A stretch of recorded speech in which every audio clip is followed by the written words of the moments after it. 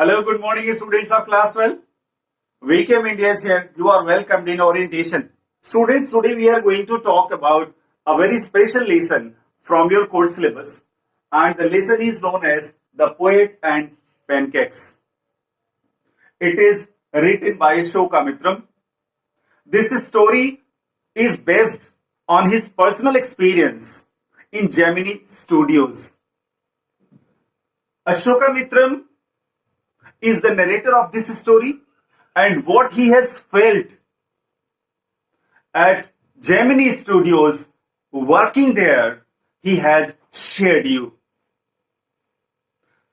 इस स्टोरी में अशोका मित्रम ने अपना कार्य अनुभव आपसे शेयर किया है और उस कार्य अनुभव में कहीं कहीं आपको सेंस ऑफ ह्यूमर मिलेगा, कहीं कहीं आयरनी मिलेगी, कहीं कहीं सटायर मिलेगा, व्यंग मिलेगा और बड़ी व्यंग्यात्मक तरीके से तत्कालीन कार्य व्यवस्था को, वर्क कल्चर को उन्होंने डिफाइन किया है, उन्होंने एक्सप्रेस किया है।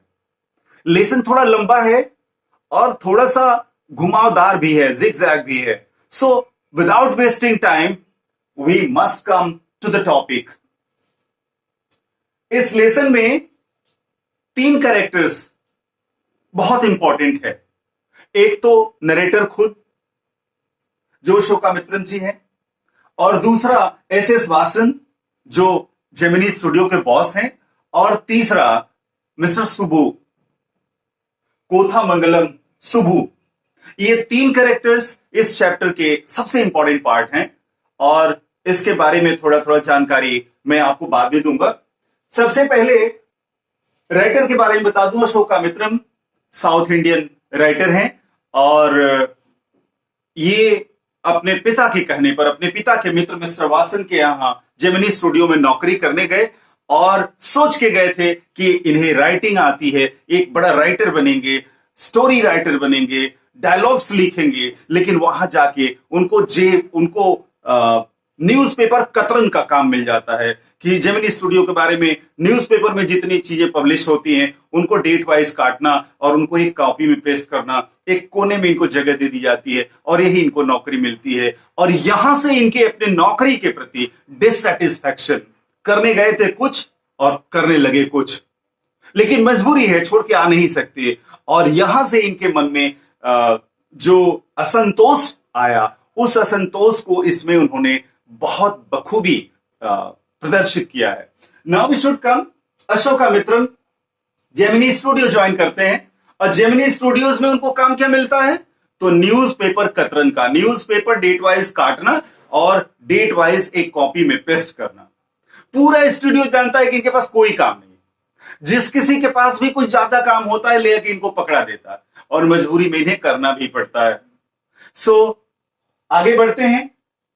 Makeup department of Gemini studio को बड़े अच्छे ढंग से नरेटर ने एक्सप्लेन किया है और वो कहते हैं कि मेकअप डिपार्टमेंट में एक सैलून है जहां बहुत भीड़ लगी रहती है और उस सैलून में खूब बड़ी बड़ी लाइट्स लगी हुई हैं चारों तरफ और एक्टर एक्ट्रेसेस को वहां बैठाकर उस लाइट के सामने उनका मेकअप किया जाता है, उनका हेयर कट किया जाता है और उनको शॉट के लिए रेडी किया जाता है। और बड़े साफ शब्दों में वो कहते हैं कि इन एक्टर्स और एक्ट्रेसेस का चेहरा बिगाड़ा जाता है और इनका चेहरा बिगाड़ने में जिस मटेरियल का इस्तेमाल होता है वो मटेरियल पेनकेक्स कंपनी बनाती है। पेनकेक्स जैसे the poet and the pancakes, pancakes जो वर्ड है इसमें, this pancakes is used for the brand making makeup material.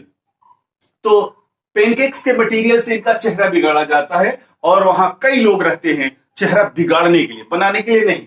इसके बाद वो आगे बढ़ते हैं, कहते हैं कि इस मेकअप डिपार्टमेंट में इस देश के अलग अलग भाग से, कोई बंगाली है, कोई पंजाबी है, कोई बिहारी है, कोई फ्रॉम उत्तर प्रदेश है, कोई मध्य प्रदेश है, कोई महाराष्ट्र से है और अलग अलग राज्यों से लोगों को वहां इकट्ठा किया गया है, जैसे नेशनल इंटीग्रिटी स्थापित की गई है मेकअप डिपार्टमेंट में। इसके बाद वो कहते हैं कि मेकअप डिपार्टमेंट में एक बहुत अच्छी हायरार्की भी मेंटेन की जाती है। जो टॉप लेवल के मेकर्स हैं वो एक्टर एंड एक्ट्रेसेस का मेकअप करते हैं, उससे नीचे मिडिल स्तर के जो मेकअप करने वाले लोग हैं वो मिडिल स्तर के एक्टर्स का मेकअप करते हैं, और जो जहां बहुत ज्यादा मेकअप की जरूरत होती है, पूरी दीवार रंगनी है, पूरा शॉट तैयार करना है, तो उसके लिए जिन लोगों का इस्तेमाल किया जाता है वैसे ऑफिस बॉयज होते हैं।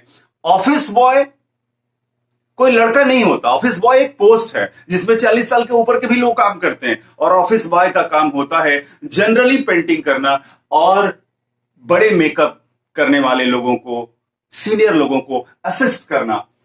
तो ये बेचारे, ये मेकअप डिपार्टमेंट का एक छोटा सा एक्सप्लेनेशन था।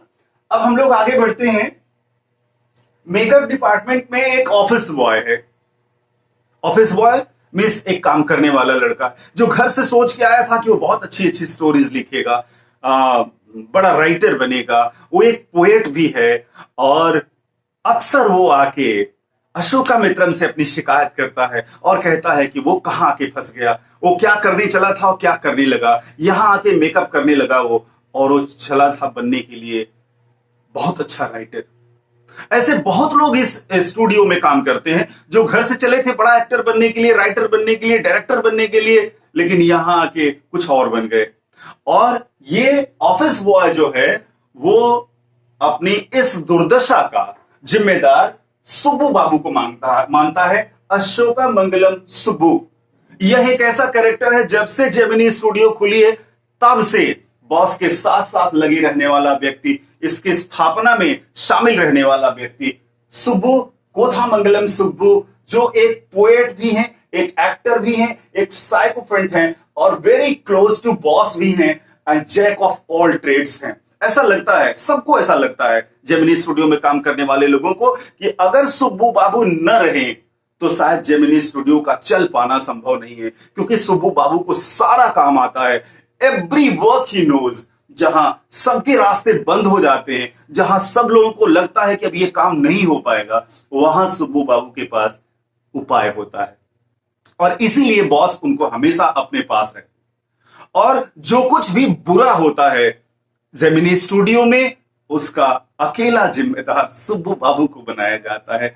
तो ये ऑफिस बॉय और ऐसे तमाम लोग जो अपने करियर में भटके हुए हैं, जिनको ऐसा लगता है कि उनके मन के लायक वहां काम नहीं मिल रहा है, वो लोग सुब्बू बाबू को जिम्मेदार मानते हैं। और सुब्बू बाबू इतने मिलनसार, इतने अच्छे आदमी कि जिस किसी की भी कोई समस्या होती है उसके पास जाते हैं और वो सुनते हैं। सुब्बू बाबू बहुत मिलनसार व्यक्ति हैं, and he is very much friendly to everyone, and he welcomes his guest every time, and he manages everything at his home, at his own account.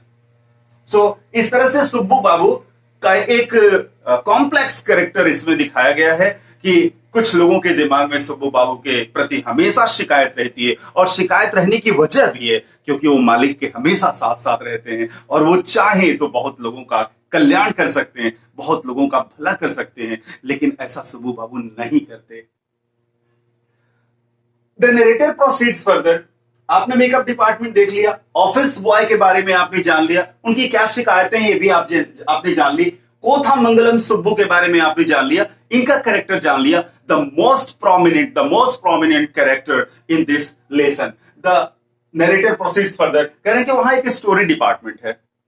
Gemini studio में एक स्टोरी डिपार्टमेंट है, और स्टोरी डिपार्टमेंट में काम करने वाले poets हैं, writers हैं, और डायलॉग राइटर्स हैं, और सब लोग धोती कुर्ता पहनते हैं, सब लोग खादी का कुर्ता, खादी का धोती, ये उनका यूनिफॉर्म है। लेकिन उनके बीच एक वकील साहब हैं, एक लॉयर हैं, जो हमेशा मालिक के पीछे पीछे चलते हैं, और वकील साहब को, लॉयर को लीगल एडवाइजर कहा जाता है। और लीगल एडवाइजर इसलिए कहा जाता है कि कंपनी के सारे इलीगल काम को ये लीगल बना देते हैं। यह एक व्यंग है। और ये सूट पैंट वाले साहब, हमेशा टाई लगाए और मालिक के पीछे पीछे घूमने वाले व्यक्ति दूसरे लोगों पर बहुत धौंस जमाते हैं, and he ever tries to dominate each and every person all around him because he is very close to the boss. But unfortunately it happens, Malik, the boss means SS Vasan goes to stop the story department, and this lawyer goes to lose his job और सभी writers और poets अचानक से बेरोजगार हो जाते हैं। मालिक एस.एस. वॉसन ने स्टोरी डिपार्टमेंट बंद कर दिया और वकील साहब की भी नौकरी चली जाती है।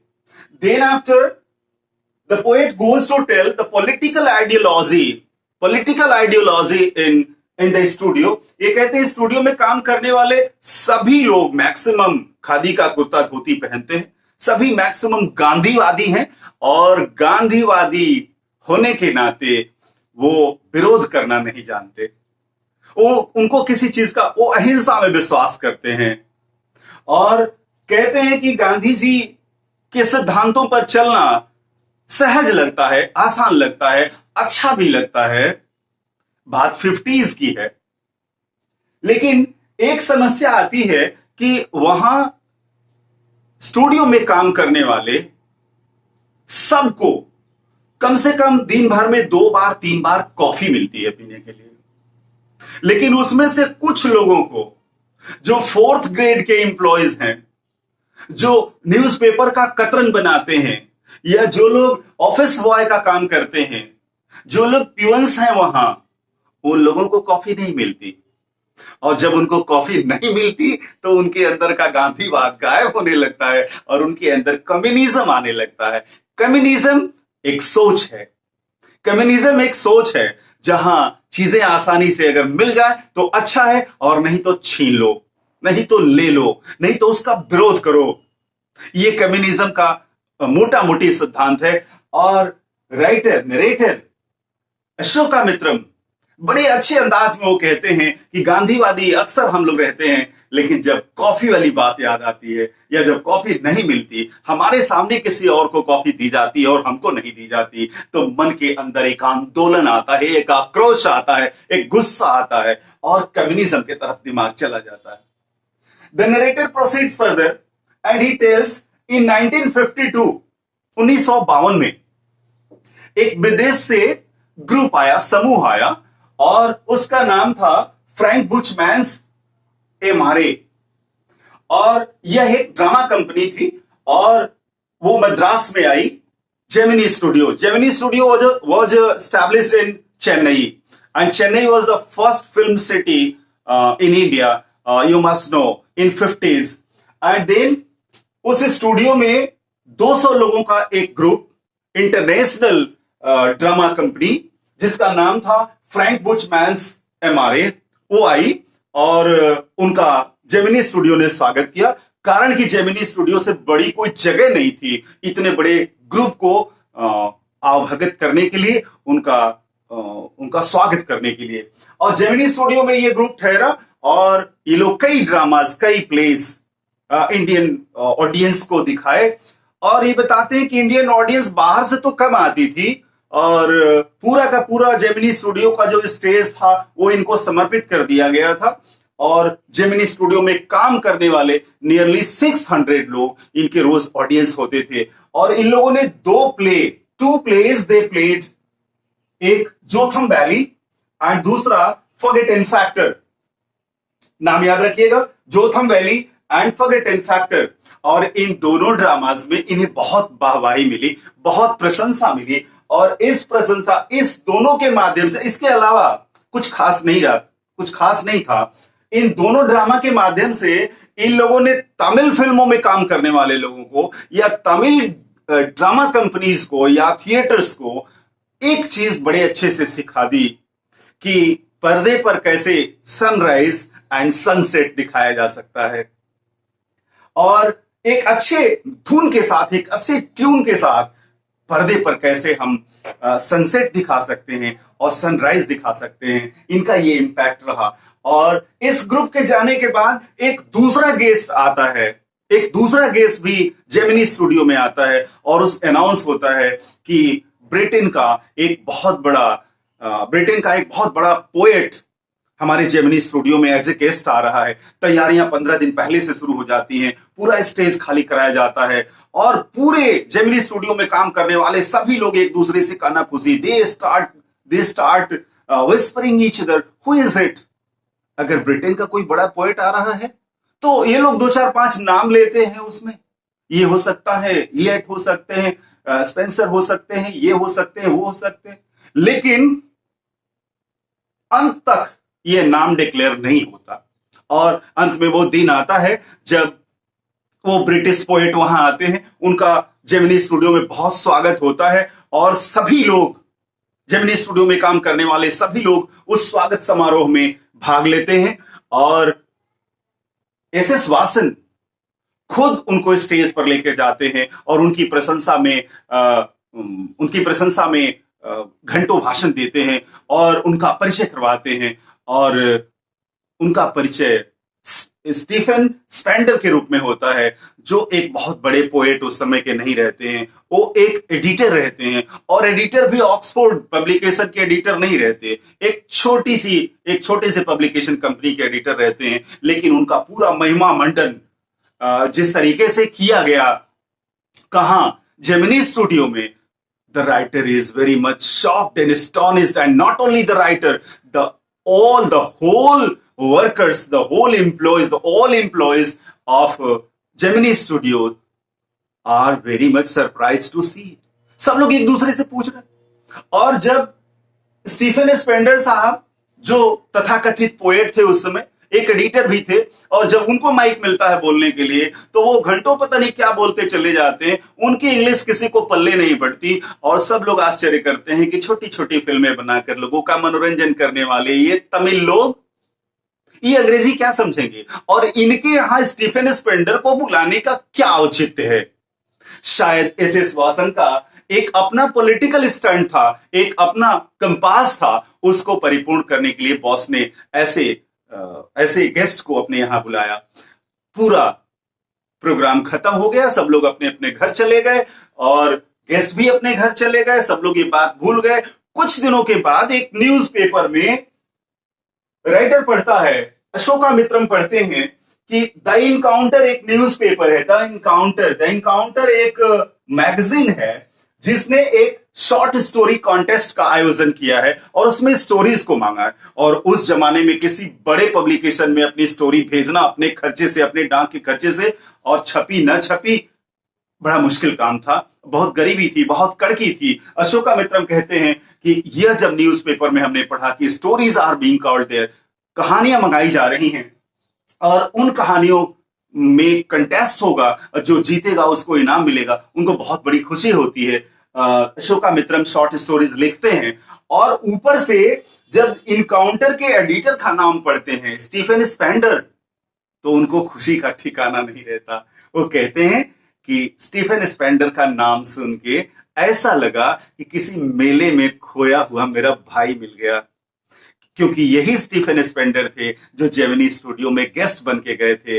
और इनको यकीन है कि जब स्टीफन से ये मिलेंगे और आप बताएंगे कि वो जेमिनी स्टूडियो में आपके स्वागत में थे, तो स्टीफन उनको फेवर करेंगे। और इस तरह से स्टीफन का नाम द इनकाउंटर के साथ, what was encounter? Encounter was a magazine, और उस मैगजीन ने एक शॉर्ट स्टोरी कॉन्टेस्ट का आयोजन किया था और ये न्यूज़पेपर में छपा था। और हमारे अशोकामित्रम साहब उस न्यूज को पढ़कर बहुत खुश होते हैं, और खुश होने की एक और वजह भी है, क्योंकि स्टीफन स्पेंडर उनके मेले में खोए हुए भाई की तरह लगते हैं, उनसे थोड़ी उनकी इंटीमेसी लगती है।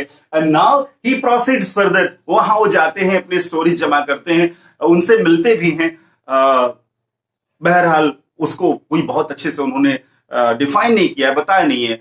और उसके बाद लास्ट में ये बताते हैं कि जेमिनी स्टूडियो की नौकरी इन्होंने छोड़ दी, और जेमिनी स्टूडियो की नौकरी छोड़ने के बाद वहां से एक बार वो गुजर रहे थे, सड़क पर किताबों का एक मेला लगा हुआ था और उस मेले में बहुत अच्छी अच्छी किताबें सस्ते दाम पर बेची जा रही थी। और लेखक कहते हैं कि उन्होंने भी एक किताब खरीदी और उस बुक का नाम अपने आप में बहुत इंपॉर्टेंट है। You should remember it, the god that failed, the god that failed. यह किताब राइटर ने खरीदी जेमिनी स्टूडियो से नौकरी छोड़ने के बाद, द गॉड दैट फेल्ड, भगवान जो फेल हो गया। कहीं ना कहीं इस किताब के नाम में भी अशोकामित्रम की एक सोच है। हर किसी को हर जगह हर समय सफलता नहीं मिलती, भगवान भी कहीं ना कहीं फेल होता है। And Ashokamitran indirectly goes to accept his own defeat, his own loss, that what he wanted to achieve he could not. And then after वो बताते हैं कि द गॉड दैट फेल्ड बहुत वर्ल्ड फेम की बुक थी, और वो तब छपी थी जब रशियन रेवोल्यूशन का की 50वीं जयंती मनाई जा रही थी। 15th सेंचुरी, 15th एनिवर्सरी मनाई जा 15th एनिवर्सरी मनाई जा रही थी रशियन रेवोल्यूशन की। तो ये किताब छपी थी, द गॉड दैट फेल्ड, और अशोकामित्रम ने इसे बहुत कम पैसे में खरीदा। And thus he goes to end this story. My dear students, आपको इस स्टोरी में मेकअप डिपार्टमेंट का एक छोटा सा स्वरूप याद रखना है, खास खास बातें।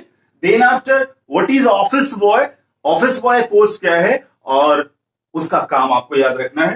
कोथामंगलम बाबू का कैरेक्टर अच्छे से आपको याद रखना है, because this character is the most famous character in this chapter and it is ever asked in your examination.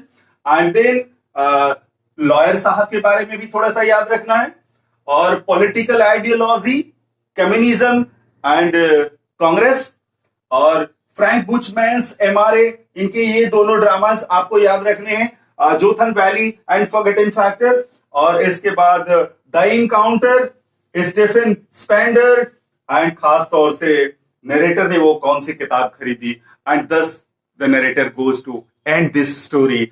और आई विश, मुझे उम्मीद है कि मेरा ये एक्सप्लेनेशन इस स्टोरी का, इस बड़ी सी स्टोरी को समझने में और इसे कंसाइज करने में आपकी बहुत मदद करेगी। और अगर ये वीडियो एक बार दो बार आपने देख लिया तो मुझे पूरा यकीन है कि इस चैप्टर से पूछा गया हर सवाल आपके लिए सरल होगा, सहज होगा, और आप उसका आंसर दे पाएंगे। Wishing you all the best.